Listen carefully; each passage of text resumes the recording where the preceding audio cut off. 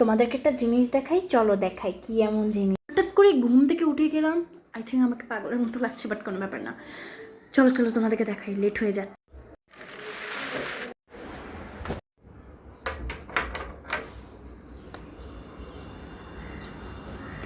Wow,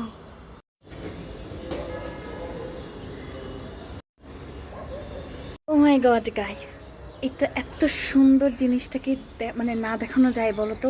দেখাতেই হবে, must be.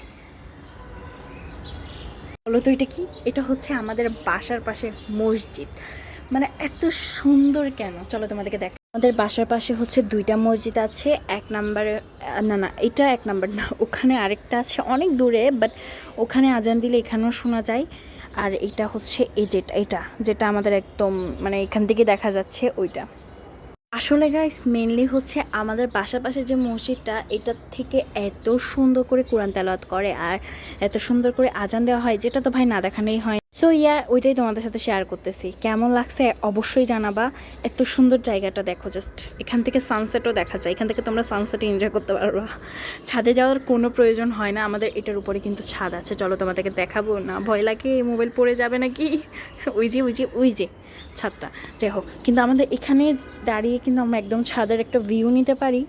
হ্যাঁ জায়গা কম, বাট মানে সুন্দর। হ্যাঁ, এত সুন্দর গাছ, ওয়াও ওয়াও, জাস্ট ওয়াও। তোমরা তো জানোই আমি এমনিতে এরকম জায়গা অনেক বেশি লাইক করি, তার মধ্যে যদি হয় বাসার সাথে, তাহলে তো কথাই নেই, কথাই নেই। তাই সো ইয়া গাইস, তোমাদের কাছে কেমন লেগেছে জানাতে কিন্তু ভুলবে না, এত সুন্দর জায়গাটা। So bye bye.